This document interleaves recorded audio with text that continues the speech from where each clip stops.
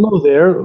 Let's read a short story and let's learn some pronunciation patterns of some letters. You know, one letter may have lots of sounds. Two letters may have also lots of sounds. Let's discover some sounds of English through knowing some common patterns of the letters in the short story. Let's find out together. Here's a short story. Let's listen to it first. The Lost Cat. One sunny morning, Maya walked to the park. She carried a small basket. In the basket was her lunch, a sandwich, an apple, and some juice. Maya sat on a bench and ate her food. Suddenly, she heard a soft sound. Meow! Maya looked around. Under the bench, she saw a small, gray cat. The cat looked hungry. Maya took a piece of her sandwich and gave it to the cat. The cat ate happily. Maya smiled and said, "You must be lost. Let me help you." Maya looked at the cat's collar. There was a name, Luna, and a phone number. Maya used her phone to call the number. A man answered, "Hello, this is Tom." Maya said, "Hi, I found a cat named Luna in the park." Tom was very happy. He said, "Thank you, Luna is my cat. I will come now." In a few minutes, Tom came to the park. He hugged Luna and said, "Thank you, Maya. You are very kind." Maya smiled and said, "I'm happy Luna is safe." Tom gave Maya a small gift, a chocolate bar. Maya went home feeling proud. That's pretty good. Pretty good. We took many sounds before. Today, gonna focus on sound. So let's see, what's the sound? This is the phonetic symbols for sound, and where we can find it. What is the common pattern for sound? We can find it when U is between two consonant sounds.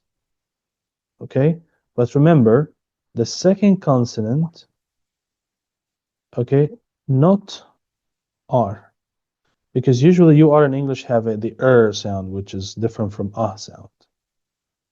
Okay, so not R, usually other letters. So like N, for example, sun, the word sun. How would you know? Well, go to the dictionary, write the word sun, and you'll notice the same phonetic symbol. You can also listen to here. Sun, sun, sun. Okay, the same phonetic symbol, the same sound. So the first word here, or the first pattern, we can find for sound, consonant, sound, plus U, plus consonant, sound, or not R. We can also find the sound where we can find it. Can you search with me? I think you're beginning to understand now.